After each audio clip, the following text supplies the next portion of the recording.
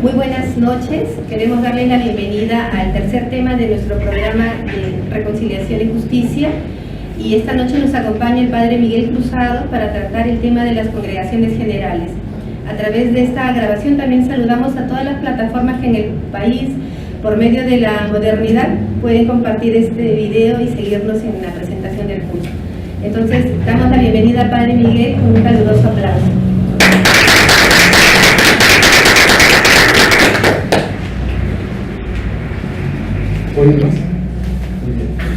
Entonces, como les decía, no voy a hablar de las últimas solamente. Creo que para entender la llegada a la reconciliación hay que irse al inicio de cómo se tratan los temas sociales en las congregaciones generales, pero también en la iglesia, porque lo que la compañía ha ido haciendo siempre está en contrapunteo, por lo menos en temas sociales, con lo que la iglesia ha ido planteando durante todo el siglo XX, sobre todo el XX, que es donde arrancan los temas, las reflexiones en documentos oficiales sobre temas sociales, dentro del magisterio que se habla. Entonces, bueno, pero antes de entrar a congregaciones y esas cosas más supongo que van a hablar mucho acá, pero esto de la reconciliación es una cosa que está al mero inicio de la fundación de los jesuitas. La fórmula del instituto es reconciliar los desavenidos como una misión central. O sea, ya está desde el inicio, no es un descubrimiento nuevo. Como suele suceder en la iglesia, vamos redescubriendo las cosas que siempre han estado en nuestras fundaciones, ¿no? Entonces, podemos pasar a la siguiente, que era lo que estaba diciendo, ¿no? Es decir, reconciliar a los desavenidos, socorrer misericordiosamente, servir a los que están en las cárceles, en los hospitales y ejercitar demás obras de caridad según te parecerá conveniente. Eso era un poco una forma de provecho de las almas, en realidad desde el inicio, ¿no? Bueno, esto es un texto evangélico que inspira la fórmula del instituto. Sí. Entonces, ¿cuándo empiezan los temas de justicia y reconciliación en las reflexiones eclesiales? Ustedes saben, les va a hablar de eso seguramente, sobre todo Mateo, ¿no? Pero para entender un poco los devenides de la compañía, la gran encíclica social inicial es la Rerum Novarum, como saben, de León XIII, la primera encíclica sobre temas sociales a fines del siglo XIX. Como ustedes saben, la iglesia hasta entonces estábamos un poquito encerrados en nosotros mismos. Todo el siglo, hasta fines del siglo XIX, los temas sociales no parecían, más bien al contrario, estábamos como en shock, porque como ustedes saben, en ese año es que empieza la iglesia a perder mucho de su presencia temporal, perdemos los estados pontificios y además se cae todo el orden social anterior. Claro que ahora uno dice el medioevo, que atrasado, pero para nosotros en esa época el orden medieval había organizado un poco el mundo, ¿no? Y en ese orden medieval la iglesia tenía un rol, y de pronto se empieza a caer, nacen las democracias, ¿no? Y entonces estábamos desconcertados. Y en ese contexto, en que la iglesia, que había sido una gran presencia temporal, se convirtió, ustedes saben, la unificación italiana es de 1870 y algo, 81, por ahí, ¿no? Y entonces ahí es cuando la iglesia se convierte, digamos, nos reducimos al Vaticano, ¿no? Pero hasta entonces teníamos una presencia muy grande en toda Europa, y eso significaba una presencia muy grande en temas sociales, políticos, discusiones con reyes, con príncipes, y una presencia muy fuerte.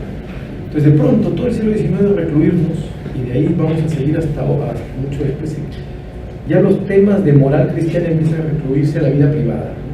Entonces dejamos de tener una opinión sobre temas sociales. Y es allí donde viene, bueno, había cosas, o sea, tampoco que estaba en esa época, San Juan Bosco existía, San Vicente de Paúl existía, estaban en los hospitales, tampoco es que estábamos, ¿no? Pero digamos, institucionalmente, ¿no? Como magisterio, no estábamos hasta 1891 con León XIII, que saca la famosa Rerum Novarum. sobre todo preocupados por los obreros. Ustedes saben, de la revolución industrial, las condiciones obreras, no había 8 horas de trabajo, las explotaciones en las fábricas.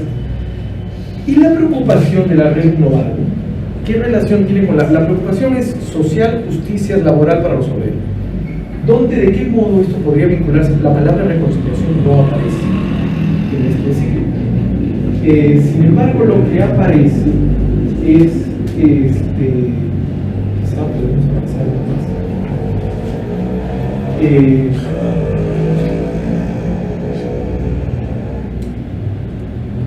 Bueno, está la preocupación del sistema económico y ya empieza la preocupación por el socialismo, por los comunismos.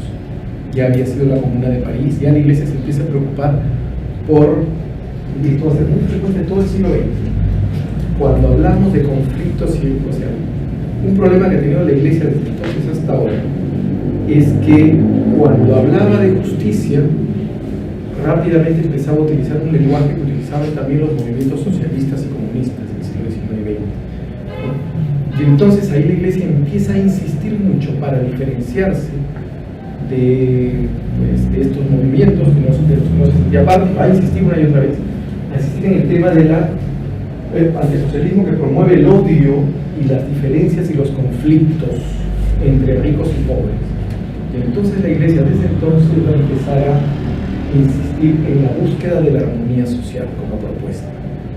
No habla de la palabra reconciliación, pero van a insistir una y otra vez los papas desde fines del XIX hasta Juan XXIII. Va a ser una constante. Reconciliación suena a armonía social, a evitar el conflicto social entre ricos y pobres, a buscar un equilibrio diferente en la vida social enfrentada. Estamos fines del siglo XIX, comienzos del XX, en que, claro, la revolución industrial estaba en su peor fase. Ya en Inglaterra ya estaban saliendo, ya no era tan brutal la cosa, pero los conflictos sociales eran muy fuertes y las diferencias sociales eran muy fuertes. Los inicios del capitalismo industrial empieza a expandirse. Y entonces, dice León XIII, los grupos sociales deben alcanzar un acuerdo armónico. No habla de reconciliación en el sentido de los que se han ofendido o de las guerras. Habla de reconciliación entre grupos sociales desiguales. Ambos se necesitan en absoluto, trabajadores, el capital del trabajo. El capital no puede subsistir sin el trabajo, ni el trabajo sin el capital. El acuerdo engendra la belleza y el orden de las cosas. Por el contrario, de la persistencia de la lucha tiene que derivarse necesariamente la confusión, juntamente con un bárbaro salvajismo. Esto es importante decirlo porque a lo largo de las décadas, la palabra reconciliación en la Iglesia una y otra vez se va a vincular a la lucha contra, o digamos a la alternativa a las propuestas socialistas y comunistas que generan conflicto y división.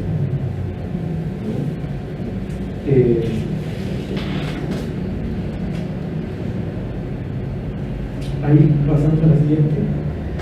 Y ahí la Iglesia propone una cosa, no sé si han visto en mi pueblo, ahí en Paita, todavía existe la Sociedad de Auxilios Mutuos. En muchos pueblos del Perú están las sociedades de auxilios mutuos. Y fueron la gran propuesta de la Iglesia para crear como asociaciones de socorro mutuo, para que prestaban servicios sociales donde se juntaban trabajadores, intelectuales, manuales y empresarios y profesionales. Era el lugar de encuentro de todas las clases para atender a los más débiles de la sociedad. Yo recuerdo las fiestas ahí en Paita, en mi pueblo, que eran una sociedad de auxilios mutuos, pero en una casa grande que tenía un gran salón, ¿no? El SAM, Sociedad de Auxilios. Y es de desear que crezca. La Iglesia empezó a proponer por todo el mundo un asociacionismo mixto entre obreros y patronos, entre distintos grupos sociales. Luego el APRA en el Perú va a hablar del gran frente de trabajadores manuales intelectuales, ¿no? Sí. En ese contexto, ahí nomás viene la Congregación General 24 de los jesuitas. Entonces los jesuitas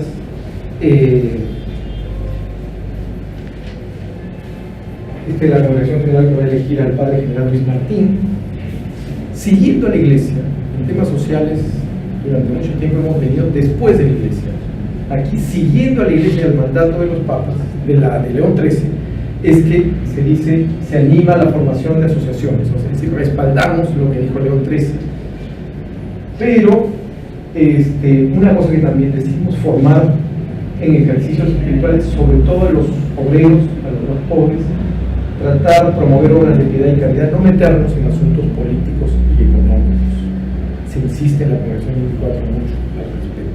Sin embargo, aunque la congregación dice eso, ya empiezan a surgir asociaciones en temas sociales independientes de los jesuitas. Ya está la revista de la Acción Popular, ya nace la Civiltà Católica en Italia, que empiezan a hablar nuevamente de la armonía social, la asociación de clases para hacer una alternativa, ¿no?, ante la promoción del conflicto social y la lucha de clases, que era el discurso socialista, comunista, ante la situación de conflicto y de agudización de pobreza y miseria en los países europeos, en todo el mundo, pero también ahí sobre todo.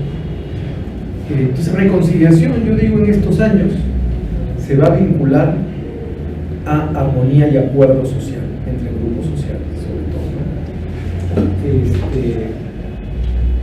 Seguimos.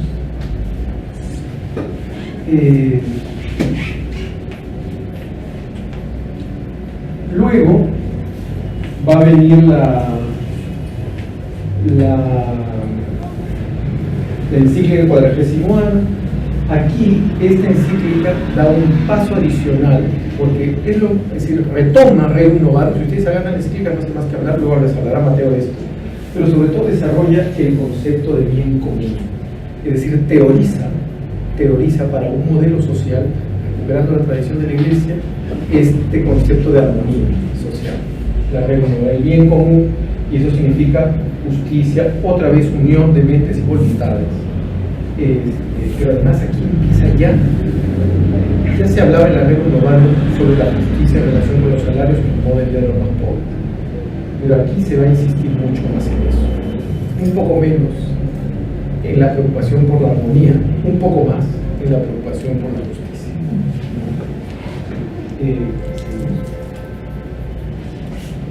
Y ante la 40ª, ahí nomás viene la Congregación General 28,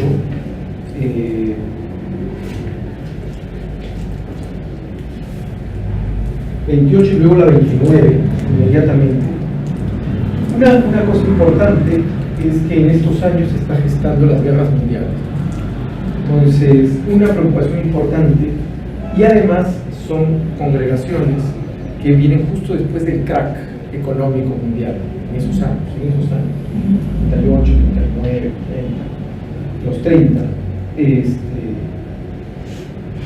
Y aquí lo que insisten sobre todo los jesuitas siguen insistiendo en el tema del bien común, como la Iglesia. Seguimos insistiendo en la formación de personas, en temas sociales, pero además se empieza a hablar de la reconciliación ya no solo, ahí los jesuitas antes que la Iglesia, no solo en términos de armonía social, sino en términos de, digamos, superar el conflicto de razas, clases o estados, en el contexto de la guerra, la búsqueda de la paz. Entonces aparece una segunda concepción de reconciliación, que luego se va a retomar. Es decir, reconciliar, que es la concepción original de Ignacio, a grupos, naciones, estados, personas en guerra, en conflicto directo, no solamente en los que se están matando, no solamente en desarmonía o desigualdad social y buscar la conciliación, sino también buscar la paz, la reconciliación como paz, ¿no?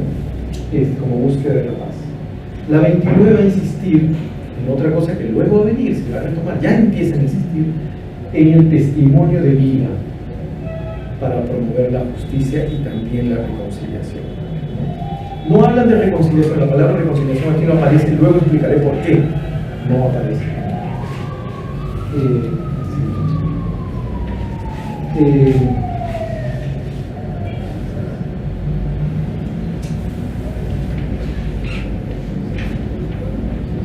Luego van a pasar unos años y aquí viene, después de la guerra, viene el general Janssens en los jesuitas. El general Janssens en los temas sociales es fundamental. Se habla poquito de él. Hay que saber, una cosa que pocos saben, es que el general Janssens es belga, y en Bélgica estudió San Alberto Hurtado. Entonces conoció a Alberto Hurtado de chiquillo, de estudiante, y se hicieron amigos. Y de hecho parece que mucho de su pensamiento y documentos sociales los trabajaba con el padre Hurtado. Eso no está todavía así como históricamente documentado, pero todo el mundo lo dice. Es un vox populi. Entonces el padre Janssens escribe en 1949 una instrucción, se llama Instrucción a los Jesuitas, es previo a las últimas congregaciones generales, en que es un documento largo, en que profundiza en la dimensión social de la vida cristiana y de la misión del apostolado. Es interesante porque Janssens con frecuencia lo vinculamos más bien al último de los generales, más esta imagen de los generales más bien circunspectos, conservadores, de negro, silencioso, ¿no? Y sin embargo es el revolucionario en temas sociales, el, digamos, revolucionario en el sentido que abre la puerta a muchos de los temas sociales que luego Arrupe, Kolben, las congregaciones después vamos a hablar, ¿no? Pero quien arranca las cosas es el padre Janssens. ¿Por qué es tan importante este documento en el tema de reconciliación y justicia? Porque primero, porque la preocupación de Janssens no es solamente buscar la armonía social, es decir, estar con los ricos y los pobres, ver que se encuentren, tratar de crear espacios de encuentro como las sociedades, las asociaciones de auxilio mutuo, los ejercicios espirituales para unos y otros, los espacios de formación para unos y otros, sino que él empieza a decir hay que ir, hay que optar, hay que ir sobre todo a los lugares de conflicto, hay que ir a donde están los que están un poco como marginados, ¿no? Se empieza como a hablar un poquito, sí, hay que buscar los espacios comunes, pero también hay que ir allí de aquellos que no vienen. Entonces empieza a consagrar, por ejemplo, religiosos, sacerdotes, laicos, laicas que empiezan a trabajar en el mundo obrero, que empiezan a vivir en zonas indígenas, que se trasladan a barrios o a zonas de fuera. No era solamente traer a los otros aquí a que se encuentren, sino ir a acompañar, a solidarizarse, a promover la justicia en lugares alejados. Caigamos en la cuenta de cuán lejos están la mayoría, que habla de los indígenas. Es decir, no se trata solamente de conciliar a los que están cerca, hay que ir a buscar a los que están lejos, ¿no? Ir a lugares de conflicto. Esto cambia un poquito el concepto de armonía y conciliación. Y además, en este documento, que es muy importante en términos de justicia social, es que hasta ahora siempre se hablaba de la caridad. Janssens deja de hablar de la caridad, o empieza a darle un concepto de la caridad que se vincula más a la acción social para transformar situaciones y condiciones. Es decir, se trata de, digamos, de transformar situaciones, de buscar, reconciliar no solamente buscar la armonía entre grupos, sino buscar también relaciones de justicia entre grupos. En definitiva es eso lo que añade Janssens.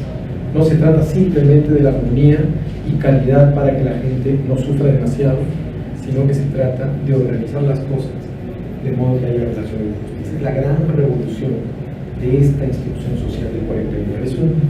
Se dice fácil, pero en términos de concepción de la acción social cristiana y de los jesuitas de la comunidad, es como que cambia todo el enfoque. Porque no se trata de crear asociaciones en las ciudades o invitar a hacer ejercicios o crear espacios de formación para unos y otros en nuestras casas, sino se trata de ir a los lugares de conflicto, de buscar a las personas que están en situación de injusticia alejadas y tratar de transformar un poco las condiciones que hacen eso para poder conciliar, para poder reconciliar. No habla todavía de la palabra reconciliación, pero ya se va gestando un concepto nuevo, si se dan cuenta, de paz social, ¿no?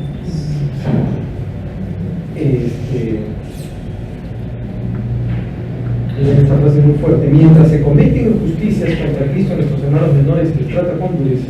Mientras es objeto de entre los hombres en diversas casas, a nosotros no nos es lícito descansar en nuestro trabajo. Es decir, no se deben cometer más injusticias. digamos, pone ley. A partir de eso es que se puede construir el reino y la conciliación social. ¿Se dan cuenta? Hay una mutación. Esto no es una congregación general, esta es la instrucción sobre el apostolado social del padre Janssens.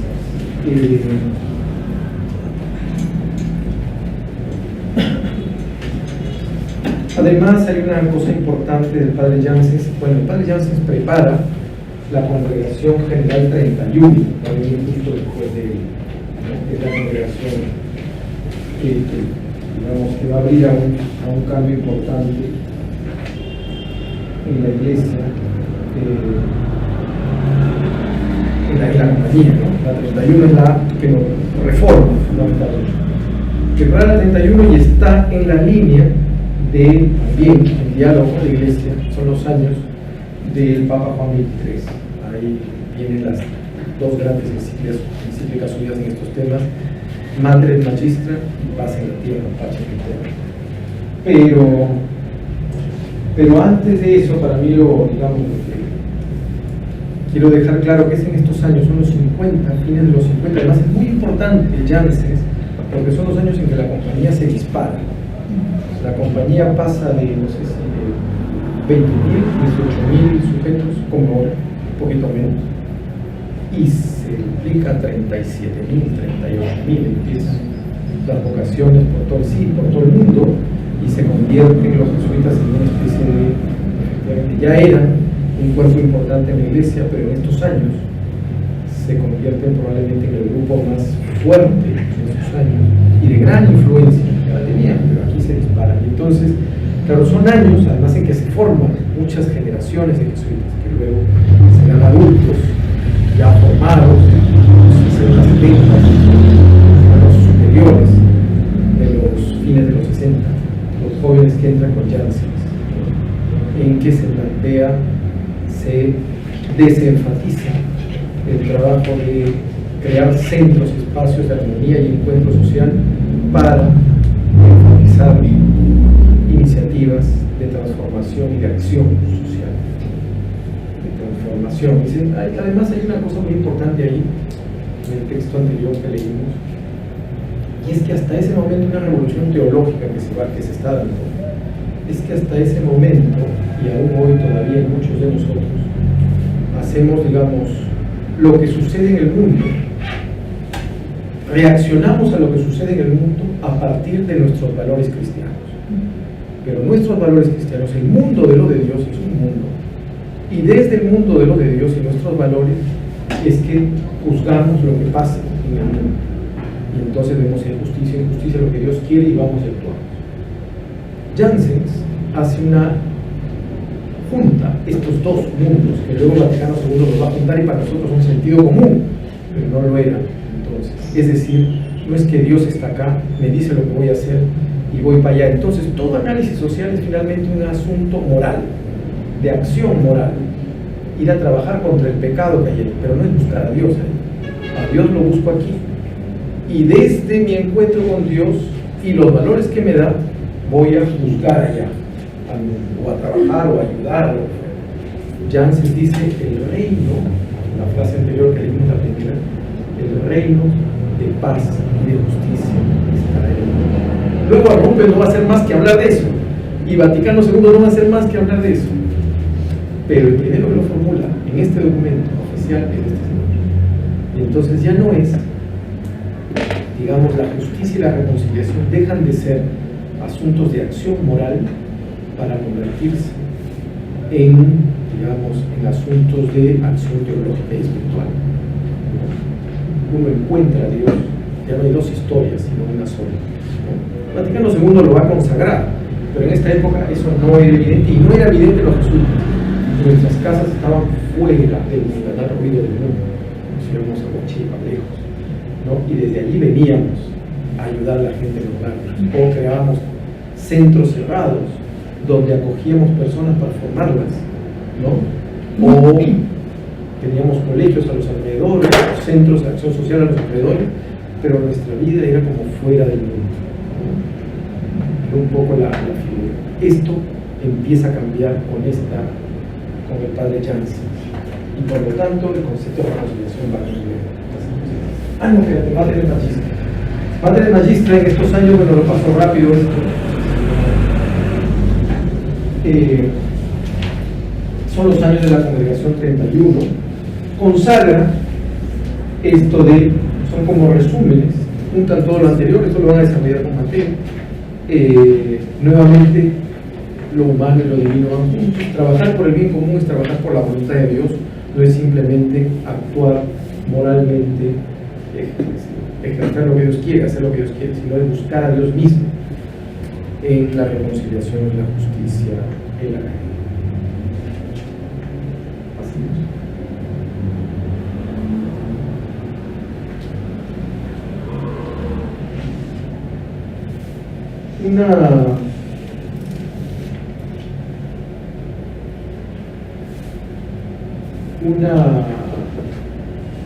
Digamos, en esta encíclica, Paz en la Tierra, la paz y de los derechos. Ustedes saben que Juan 23, luego lo van a desarrollar, vincula efectivamente la búsqueda de la paz en los conflictos a la búsqueda de la justicia y los derechos de las personas. Y nuevamente las personas, el ser humano, están al centro de las cosas. Otra vez es lo mismo que el humano y la ¿por qué? Y luego lo vamos a decir después. Y aquí viene por qué no se menciona la palabra reconciliación ante esto. Porque cuando hablamos de reconciliación con frecuencia, hasta muchos ámbitos eclesiales ahora, y en general en la tradición eclesial muchas veces, nos referido a un concepto. Ahora reconciliar, nos suena, reconciliar es juntar a las personas, resolver conflictos, rupturas, heridas, pero en la tradición teológica, en muchas tradiciones teológicas y en la manera en que se planteaba en el magisterio social, reconciliación es un concepto escatológico, ¿no? Es un concepto bíblico escatológico que tiene que ver, es lo que hace, ¿cómo es? Es lo que hace Dios Padre enviando a su Hijo al mundo, reconcilia a la humanidad con Él. No es una cosa de reconciliación entre personas desaventuras o entre rupturas y heridas sociales, no se entiende así. Romanos 5, del 10 al 11, reconciliados en Dios por la muerte de Cristo. Romanos 11, versículo 15, Dios reconcilia al mundo enviando a su Hijo. 2 Corintios 5, 17, Dios nos reconcilia en Cristo. Y allí es que es la concepción de la reconciliación. Cristo es el gran reconciliador, digamos. La reconciliación tiene que ver con esto de que la humanidad se encuentra con Dios, reconcilia la distancia entre Dios y la humanidad. El mundo se había alejado de Dios, Cristo con su encarnación reconcilia al mundo con su Creador. Y ese es el concepto que hemos manejado teológicamente respecto de la reconciliación. Entonces, durante todas estas encíclicas, uno dice si hay que unir a los que se han enfrentado, nunca se utiliza la palabra reconciliación, porque reconciliación es teológicamente para la Iglesia, desde por lo menos en todos los documentos del siglo XIX y XX, hasta no hace mucho, es efectivamente un concepto que tiene que ver con la reconciliación en Dios. Es un concepto además, digamos, escatológico, no solamente en el sentido que es para el final de los tiempos, escatológico no solamente lo que se va a dar en el futuro, sino que es allí donde, digamos, el lugar de realización de lo que Dios quiere, ¿no? No sabemos bien no es que un día nos vamos a realizar, sino que ya nos realizamos hoy, ¿no? Pero o sea, la reconciliación en Cristo ya se da, pero es una cosa más de tipo, digamos, espiritual y escatológico en ese sentido. No es un concepto social, no es un concepto que tenga que ver con la justicia social, con la acción social o con la misión de reconciliación entre personas, como lo hemos utilizado. Yo no sé desde cuándo, pero me imagino por lo menos todo el siglo XIX y parte del XX. Es Es una cosa que llega con la realización del reino de la reconciliación. Se da en nosotros cuando nos reconciliamos con Dios, cuando estamos como bien en Dios, ¿no? Y por tanto es una cosa que depende de Dios. Dios nos reconcilia a través de la presencia de su Hijo.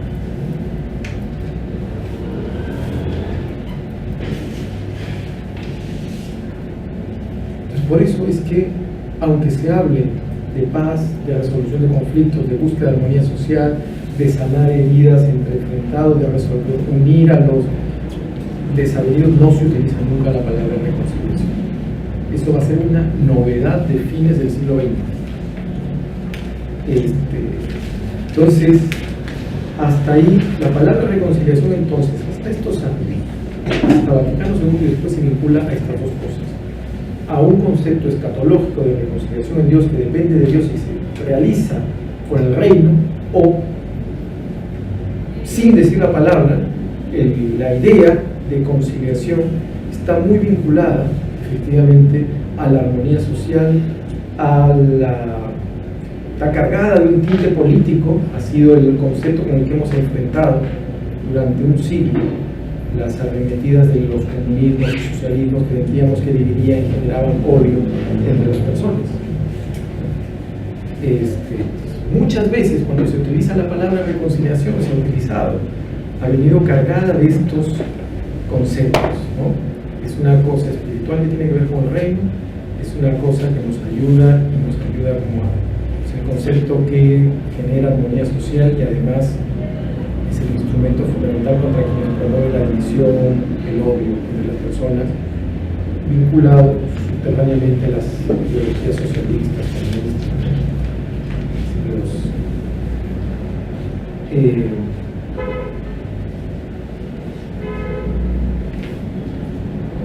Luego, es a partir de Vaticano II, de los 70, y mucho el padre Arrupe y los obispos en varios momentos durante los 70, que ya se empieza a utilizar nuevamente la palabra reconciliación, porque ya unimos las dos historias. Ya Cristo está en el mundo, y por lo tanto la reconciliación humana puede darse también en el anuncio evangélico. No es solamente un principio escatológico, también es no depende solo de Dios, también es una práctica social y de construcción de tejidos sociales.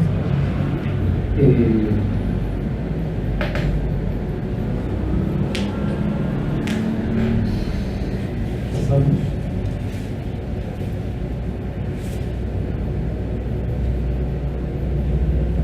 Pero entonces esto sirve para entender cómo ya viene la congregación 32, ya empieza a hablar la 32 después del padre Arrupe, ya pueden utilizar la palabra reconciliación, que es lo que viene. Pasamos a la siguiente. Como acá no está todo.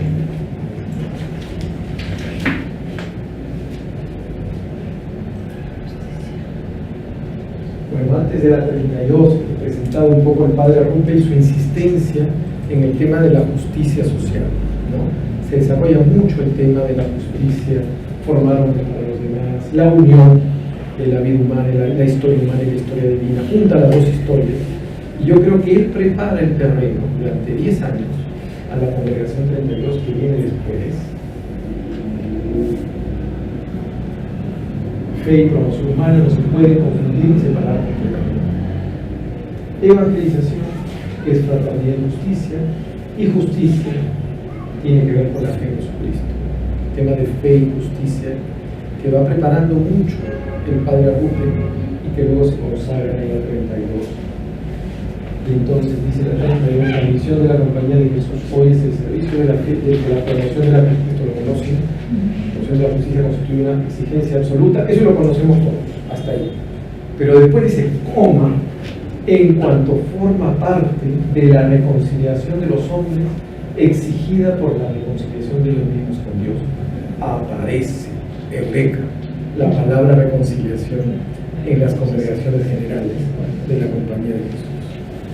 Y puede aparecer cuando ya se reconcilió la historia humana con la historia divina y cuando trabajar por la reconciliación de la humanidad con Dios tiene que ver con trabajar por la reconciliación entre personas, que es lo que dice la fórmula. ¿Se dan cuenta de la...? Si uno la lee rápido, parece un juego de palabras, pero esta fórmula dice que efectivamente la reconciliación entre las personas es parte de la reconciliación clásica, el concepto que habíamos manejado hasta entonces y que seguimos manejando, de la reconciliación de la humanidad con Dios, y bíblica, que es lo que dice. La 32 vincula la reconciliación bíblico-escatológica a la reconciliación histórico-social. Y el cemento que lo vincula es efectivamente el vínculo entre fe y justicia, ¿no? Fe y justicia, la historia de salvación, la historia humana, y el trabajo por la justicia. Entonces, cuando hablamos de las últimas congregaciones generales, en realidad hay que hablar a partir de acá. Aquí es donde se empieza a hablar de la reconciliación. Y probablemente es esta fórmula la que abre la puerta a todo lo demás, ¿no? Este es como el fundamento teológico para la comprensión de reconciliación que tenemos, que luego hemos desarrollado.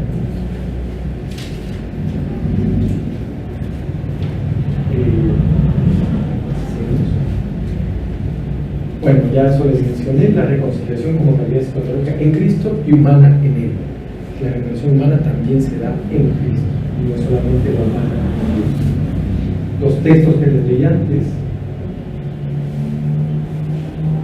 Y otra cosa importante de este decreto es que, además de vincular la reconciliación de la humanidad con Dios, vincularla a la reconciliación entre las personas, también dice que esto tiene que darse, dice el mismo decreto más adelante, es el factor integrador, y esto tiene que darse en nuestra vida interior, como individuos, como comunidades entre personas y como fraternidad en el mundo. No se habla de ecología todavía, pero ya son, digamos, los prolegómenos de lo que luego hablaremos, la reconciliación con uno mismo, la reconciliación entre las personas, la reconciliación con Dios, la reconciliación con la naturaleza. Luego vendrá la 35, la corrección 35 hablar de eso. Pero ya aquí la 32 empieza a distinguir los distintos niveles en que hay que trabajar la justicia, pero sobre todo aquí está refiriéndose a la reconciliación interior, como comunidad, como comunidades,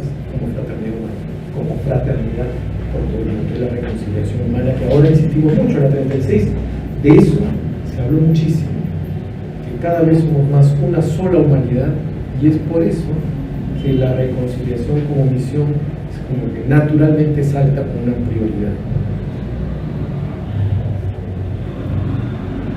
Después de la 32 va a venir la 33 que elige el padre Kolbenbach, que me desarrolla mucho, y luego viene la congregación 34, en los 90, en que yo les he recomendado leer el texto del padre Velasco en Promotio Justitia, de Rafael Velasco. Él dice, provocador Rafael, dice que la 32 levantó tanto el tema de la justicia. Dice que en la 95 dijimos, vamos a diversificar un poco, explicarlo un poquito, que hay gente que se ha asustado o que no lo ha entendido bien. Entonces la 34 desarrolla dimensiones del trabajo por la fe y la justicia, ¿no? En otras culturas, con otras tradiciones religiosas, es decir, que se promueve la justicia, pero también anunciando la fe, también dialogando, también transformando las culturas, también considerando otras tradiciones religiosas. En la 34 el tema de la reconciliación no es un tema de reflexión. Y luego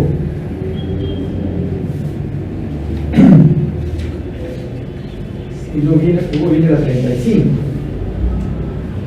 que es la que ya retoma con fuerza después de la 32 nuevamente el tema de la reconciliación y lo pone casi al centro, lo llaman relaciones justas. La justeza de las relaciones.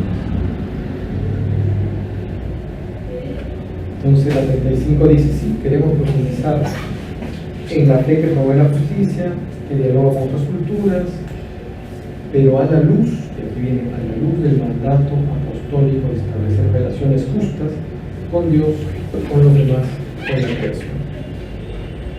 Nuevamente, como en la 32, a hablar de justicia, usualmente hubo, y aún hay ahora, hubo en este momento preocupación por ¿cómo se dice?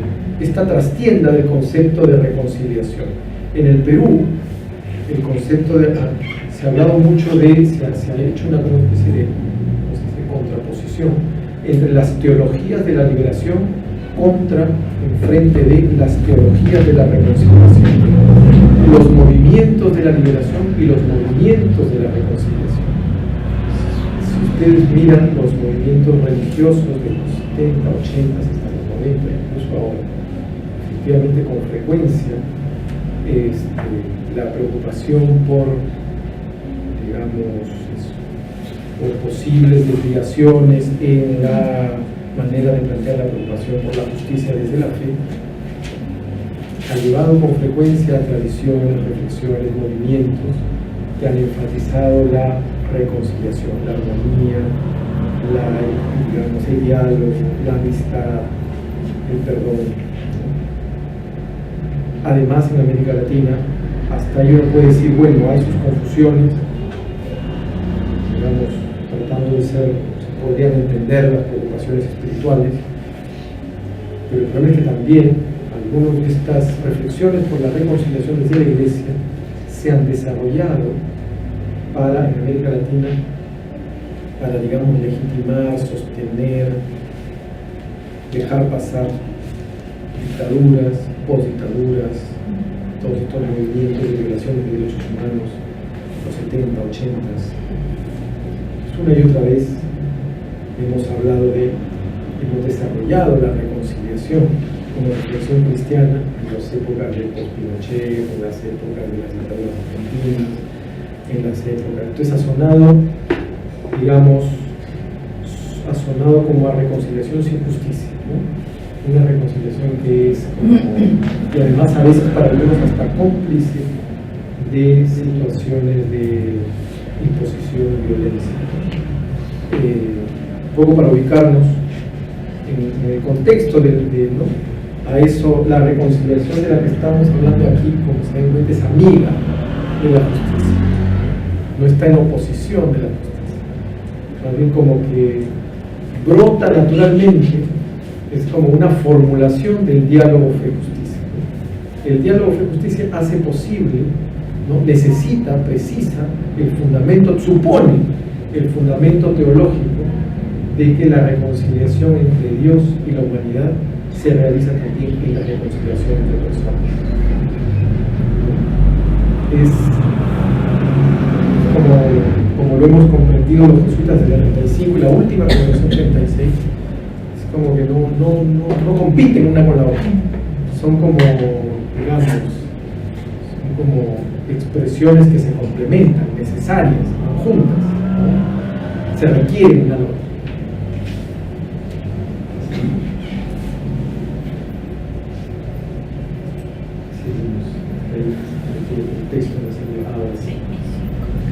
Entonces dice la 36, por eso, la reconciliación es siempre un trabajo por la justicia, y una justicia siempre discernida y representada en las comunidades locales y el contexto diferente. Es decir, la reconciliación, que es reconciliación entre los hombres, requerida, que es parte de la reconciliación de la humanidad con Dios, requiere, nos invita, llama, exige una preocupación por, digamos, la vida humana, relaciones justas entre las personas. Es como el sustrato teológico espiritual, ¿no? El acompañamiento teológico espiritual para este vínculo de fe y justicia.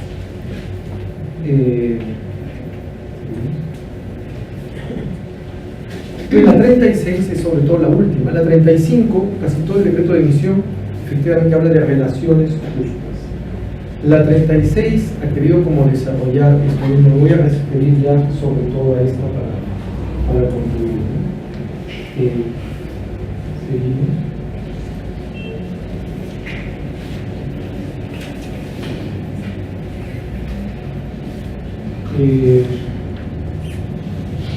Ustedes han visto el texto, no voy a repetir el decreto una cosa así como para...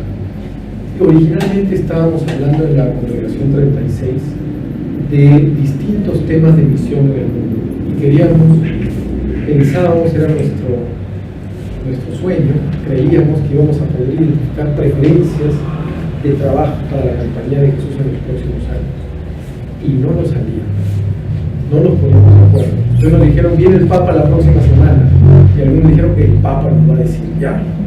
Entonces, que trabajen las comisiones otras cosas y esperando el Papa llegaba el lunes. Entonces nos relajamos el fin de semana, llegó el Papa y tampoco nos dijo lo que teníamos que hacer. De hecho le preguntamos, ¿y usted qué no hemos pensado que podía decirnos algunas prioridades de misión para servir a la iglesia? No recuerdo exactamente sus palabras, pero fue algo así como que, o sea, yo no les voy a decir lo que tienen que hacer. Sí les voy a decir, digamos, sí les voy a orientar, que sea en reconciliación, que en fin, busquen la consolación, disciernan, apoyen a la iglesia, siéntanse parte de ella siempre. Nos dio como criterios, pero nos dijo qué hacer. Y entonces seguimos reuniéndonos, seguimos discutiendo. La reconciliación no había aparecido. Había aparecido quizá como un espacio de misión, un espacio de trabajo. Y entonces, en un momento, el provincial de Oriente Medio, el padre Dani Yunes, cuando terminan las sesiones a las 12, dice: los que quieran les puedo contar lo que pasa en Siria, vengan a la hora del almuerzo y voy a tener sanguchitos. Entonces todos los 200 nos fuimos a almorzar. Se suponía que algunos 10 iban a quedar con los sanguchitos. Bueno, se quedaron casi los 200. Entonces los sanguchitos no alcanzaron para hablar de lo que pasaba en Siria, Oriente Medio. Al día siguiente, provincial de Congo, de Nigeria, dijo: hoy día sanguchitos para los que quieran, porque me han dicho que les explique un poco la situación en los Grandes Lagos, ¿sí? Miren, no le voy a contar a cada uno por su lado. El que esté interesado, venga a los sanguchitos a verlos. Otra vez hubo que hacer una fila de sándwiches porque todo el mundo se quiso quedar, ¿no? Y de pronto los migrantes, y de pronto, ¿no? Entonces de pronto en los descansos de la congregación se empezó a hablar de situaciones de conflicto en el mundo, de fracturas y heridas. Los colombianos habían elegido a Trump en esos días, los norteamericanos, y todo esto sucedió en los descansos, porque claro, en las sesiones estamos haciendo grandes reflexiones teológicas y entonces y espirituales, trabajando en equipos, en grupos, con documentos, textos, y poco a poco, a partir de escuchar a nuestros hermanos en los almuerzos, en los sándwiches, en los cafés, es que nos fuimos dando cuenta que el tema que volvía una y otra vez era efectivamente que estábamos enfrentados, que en el mundo estamos, somos una sola humanidad, que todos nos interesamos por todo lo que pasaba en el mundo. Éramos muy diversos en esta congregación general. Se veía claramente en las caras, en las maneras de vestir, todos los que estábamos ahí. Y sin embargo, en el momento que uno proponía, íbamos todos, ¿no? Todos nos sentíamos como, y sabíamos, todos estaban informados. Entonces caímos en la cuenta de la común humanidad de todos y las fracturas y heridas que nos atravesaron, y los conflictos y los miedos a las guerras. Y entonces es que sale una carta, la congregación, no sé si han visto, hay una carta para jesuitas y compañeros de misión en situaciones de guerra. Una carta de solidaridad con ellos, por lo que nos contaban. Pero entonces como que naturalmente, sin que esté en ningún documento preparatorio, brotó que efectivamente un eje para hablar de justicia y de misión de la compañía hoy tenía que ser levantar el tema de la reconciliación. Y es así que se le da rostro a este decreto de misión, que se llama Misión y Justicia, reconciliación y justicia. Pero ¿de qué manera se plantea? Y entonces se plantea de manera que, un momentito, se plantea primero una cosa muy importante, decimos, se utiliza la figura de Venecia, ustedes leen el decreto, el título de Venecia, los primeros compañeros reunidos en Venecia esperando para irse a Tierra Santa y no había barco. Entonces ellos tenían otra idea en la cabeza, pero el mundo, la realidad, las condiciones les hicieron que se queden en Venecia. Y en Venecia se dieron cuenta que había mucho que hacer. Y entonces empiezan a ir a los hospitales, empiezan a ir a los pobres, Entonces la figura de Venecia es como escuchar lo que sucede en el mundo, primero. Segundo, es que desde la vida de los que más sufren, es decir, buscar ir a los lugares de conflicto, de ruptura, de herida, ahí donde la gente está enfrentada, allí donde hay no solamente de conflictos de guerra, sino de conflictos sociales, desavenencias, buscando convertirnos a nosotros mismos. Es un asunto de conversión personal y comunitaria. Entonces se dijo, en este momento la reconciliación no es solamente hacer actos de reconciliación, sino reconciliarnos a nosotros mismos. Entonces todo el documento habla de vida y misión junta. Y se discutió mucho de que para reconciliar a otros hay que reconciliarse a sí mismo. Reconciliar nuestras casas, reconciliar nuestras vidas, reconciliarnos dentro. Se insistió mucho. El decreto no se llama vida y misión. El decreto, las otras congregaciones dicen de la vida de los jesuitas, entonces la castidad, la vida de obediencia, la vida y la misión, eran otros decretos. Aquí lo hemos querido hacer vida y misión sin uno solo. Porque ya no se trata de hacer más cosas. La misión no es hacer más cosas, sino tiene que ver con una manera de hacer esas cosas, ¿no? Y entonces, ¿qué significa reconciliar en nuestra manera de vivir? Esa era la pregunta que se habló muchísimo en la congregación. No sé si queda en el documento, pero esa era la idea. Por eso dice vida y misión van juntos, primero. Y segundo, vida y misión en la misión de reconciliación y justicia. Es decir, reconciliar la vida y una misión de reconciliación a nosotros. Por eso, más que desarrollar competencias para reconciliar a otros, que también hay que dar testimonio de la buena noticia y la que es la unión de nosotros con Cristo y entre nosotros.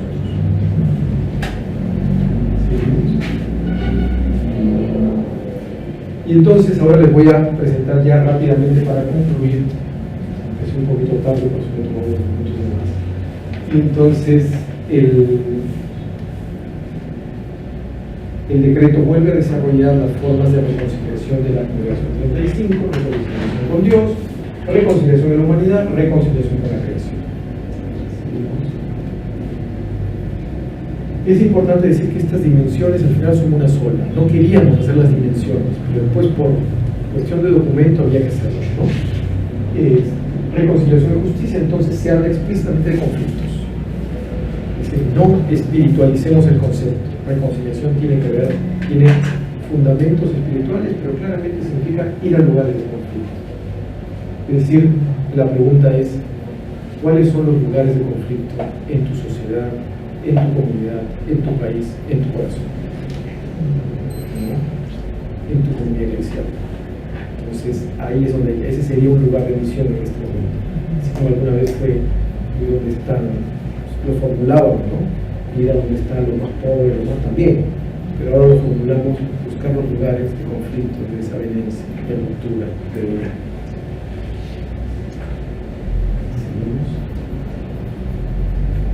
Reconciliación y justicia también en la vulnerabilidad. No solamente ir a los lugares de guerra, sino también a los lugares vulnerables. Allí donde la gente no tiene oportunidades para crecer. Y esto se desarrolla mucho. La reconciliación entendida como atender a la vulnerabilidad. Está cerca de las situaciones de vulnerabilidad. Y se mencionan una serie de situaciones en el decreto de vulnerabilidad o de después de reconciliación con la creación, es decir, desarrollar iniciativas para el cuidado del mundo y sobre todo cambiar nuestra manera de vivir en la línea de las reflexiones del Papa. Y reconciliación con Dios nos invita a una nueva evangelización en que efectivamente busquemos oír a Dios que hable a la humanidad y buscar realmente un diálogo con otras religiones, con un lugar de conflicto. Esto se habla mucho en otras partes del mundo, un poco menos acá, pero también las religiones se van convirtiendo en lugares no de reconciliación, sino de enfrentamiento y de división. Lo dejamos, hacemos la